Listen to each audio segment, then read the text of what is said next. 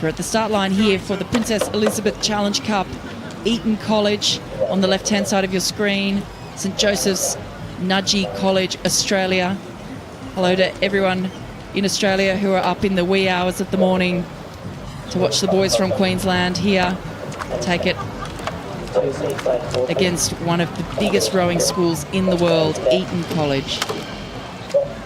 And the two coaches will know each other because Mark Fagan Hall is now coaching at Eton, was working in Australia for quite a few years, and he's only recently come back.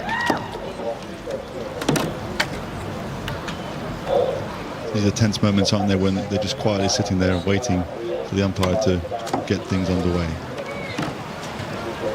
Now both boys together. It is incredibly nerve-wracking, especially for these schoolboys, to be here in this position on a Friday afternoon of Henley with two crews of this calibre. And they've been waiting all day in their digs, just waiting for this. Now it's just really quiet. So what sort of routines would you have had then going through these sorts of races? Yeah, look, normally sitting up here at the start line, we always just tried to think about the process of the first stroke, just one stroke at a time and not getting too far ahead of ourselves. It really does set up, you know, that early part of the race to get that first stroke right. You know, those ones where you've had an absolute shocker or a big wobbly stroke, it really does unsettle you for the next few hundred metres. So just executing one stroke at a time, getting that first one done, that was normally all I thought about. Pretty simple sport. Yeah, exactly. Helps calm the nerves as well.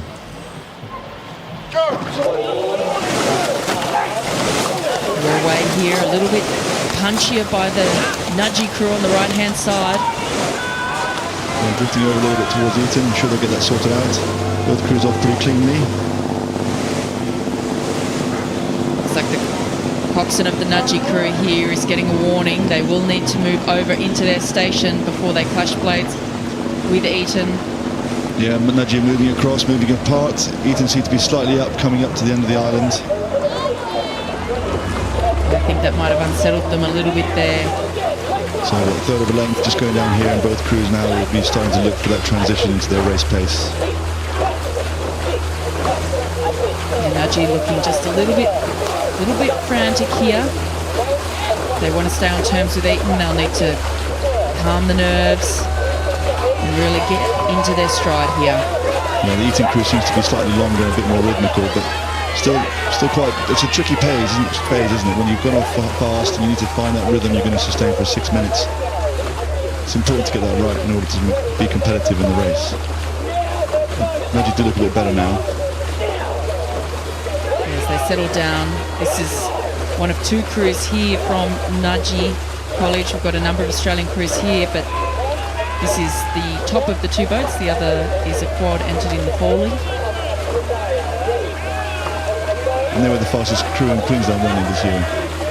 Yes, that's right. And they've been a very successful program over the last few years. In fact, winning the national championships in 2015. And here it looks like Eton are just starting to slip away, aren't they? Their rhythm seems to be just maybe a 2 or 3 inches more stroke, moving out to maybe 3/4 of a length on Nudgee. See the great shot down the course there. Blades are close. And the umpire's got his megaphone up. Looks like Matthew Pinson, the umpire there, just warning verbally the coxswains at this point. No flag raised yet. And you can see quite clearly that Eton are underrating. They're taking less strokes per minute than the Nudgee crew. Maybe that's just a more efficient rhythm. Seems to be moving them away a little bit.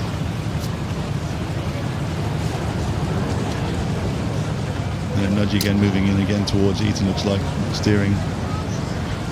But maybe maybe Eton are already clear. But still, if you're the coxswain for Nudgee, you wouldn't want to be in the centre of the course, would you? You want to be in the clear water, not rowing in the puddles, in the dirty water of the crew in the lead. It's so important in match racing. Yeah, definitely. You don't want to be feeling the wash or any turbulence from the other crew. You want to be in clean water and make your best efforts. Yeah, the flag's up from the umpire. Nudgee over too far. I mean, like you said, they're behind. They shouldn't be putting themselves in that position.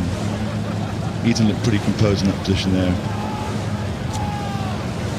Those blades are getting closer. Nudgee will need to move onto their station to avoid a clash. But they've kept overlap, haven't they? Looks They like. have. They have. It looks like Nudgee, they're just up on it a little bit more.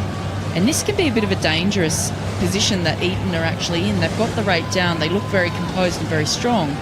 But in an 8, you do need to keep it ticking along. You do risk it getting slow and heavy, and that's not a position you want to be in. So Nudgee really need to get themselves back onto their side of the course and get themselves clear into some good water, because they're actually doing quite a good job, and they're moving back on Eton here. They are, and I think they're keeping it lively. And I think in an 8, if you don't break clear, the pressure shifts towards the leading crew, and the tailing crew just starts to put pressure in here. They're coming back maybe to third of a length overlap. This is going to be a good race. This is incredible to see a crew down by almost a length. In schoolboy rowing, it just demonstrates the maturity of this crew, and we're starting to see why they are one of the best crews in Australian schoolboy rowing. Yeah, and they do tough training from what I heard when I spoke to John Bowes when I was in Queensland a few weeks ago, and they'll be fit enough to do something about this now. But are Eton holding them off, or are Nudgee going to keep rowing through them? So what are we now, 2.5 minutes to go, maybe 3 minutes to go? Yeah, this is where the composure really comes into it. In the Nudgee College crew, Sam Green, Tom Enders, Leighton Friedrich, Riley Blythe, Lucas Matic, Patrick Long, Benjamin McMillan, Dylan Rhodes, and the coxswain Jonas Pascoe. No doubt their parents will be up at home if they're not here at the regatta watching them race here. So hello to everyone in Queensland. And the flag's back. There we go. Still third of a length overlap. Eton seem to have stemmed the tide. See what's left now in the last couple of minutes down the enclosures. Both crews back in their stations, and anything could really happen here. Yeah, Nudgee really need to do something. They need to get on with it now, really, and just try and get themselves back on terms and put some more pressure on Eton. It's a good race. And look, it had a big impact seeing Scotch College win last year here at Henley. Win the PE was huge for Australian schoolboy rowing. Got some really fantastic crews that have come over here many times to compete in this event over the past few decades. Because Melbourne and Grammar were over the year before, weren't they? Exactly. We've seen Shaw here before, Kings here before. So some big names in schoolboy rowing competing here at Henley Royal Regatta. But Nudgee College, as they're coming down towards the finishing line, just sitting on the hip of Eton College, who it looks like they're taking it up again now. Yeah, it looks like Eton College have had some good composure there. They've gone out to clear water, and that's a very good victory from Eton. Very mature and composed performance. And they're absolutely shattered. Look at Nudgee College there. They've put everything into it, but not good enough today for Eton College. Coming down in the Princess Elizabeth Challenge Cup, it is Eton College.